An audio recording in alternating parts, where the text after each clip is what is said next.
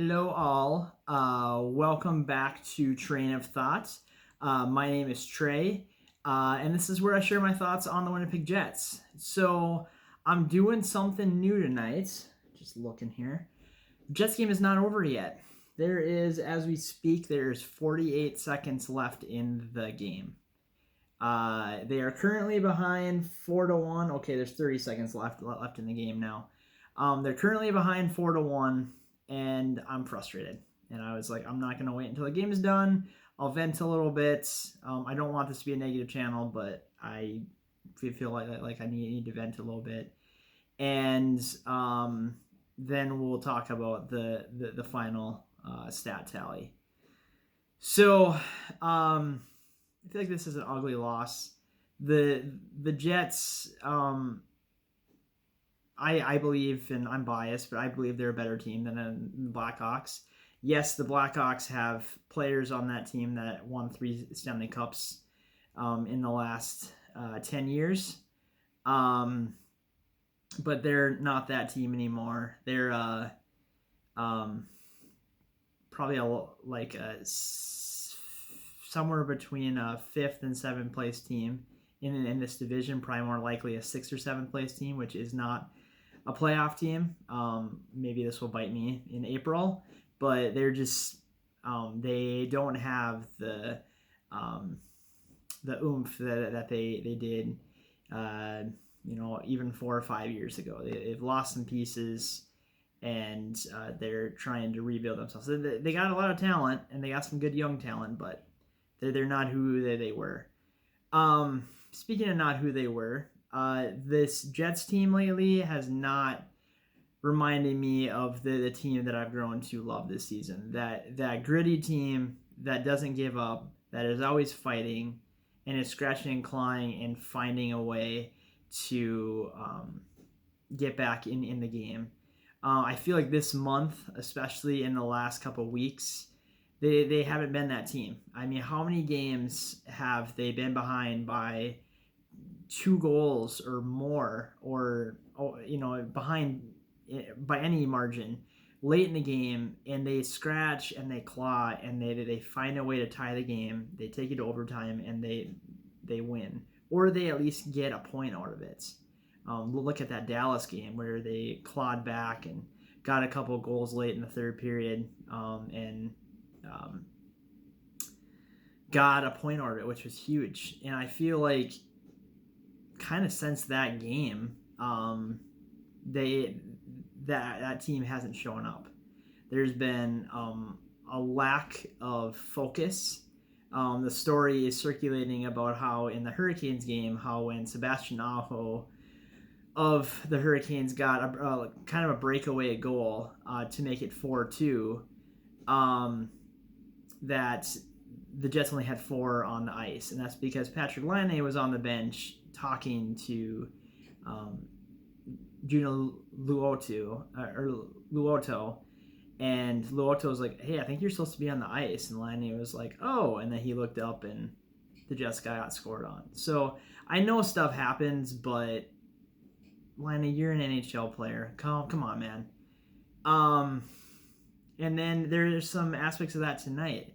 And I love Blake Wheeler. He is arguably my favorite player on the team, but he committed a massive penalty in this game.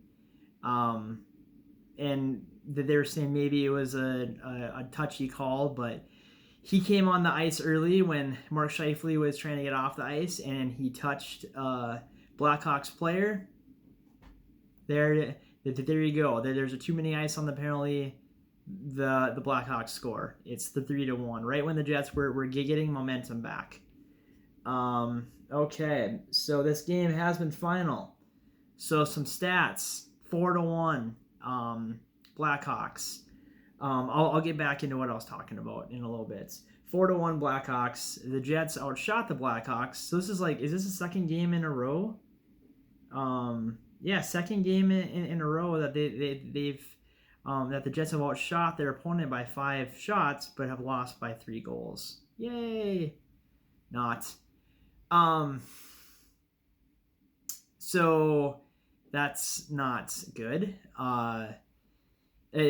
at one point in the second period, they were out shooting the Blackhawks 11-0, but they weren't getting anything past Robin Lehner, who Robin Lehner was the star of the game. Though Robin Lehner making some of the saves that he made, it's a much closer game. There were some glorious scoring opportunities for both teams. The Jets probably had juicier ones. Kyle Connor is going to be having nightmares about some of the saves. He had a ton of shots on goal tonight. So that's defense that everyone was worried about at the beginning of the season, that looked awful at the beginning of the season, that's up to, I think it was a week ago, we're 5th in the NHL in defensive rankings. And I was doing videos saying, oh, that terrible, awful, no good Jets defense, look where they're ranked. They've looked kind of bad. And I know that they're missing Andrew Kopp, who got injured in the Carolina game, is going to be out 4 weeks or more. Or I think they said that it's going to be 4 weeks until they start looking at him. And then Matthew Perreault is out. And those guys are gritty guys that help on the penalty kill and add a lot of grit to like the second and third line of the Jets. They may not score a ton, but they definitely get possession, drive the puck at the opponent, and are very aggressive. So that could be part of it.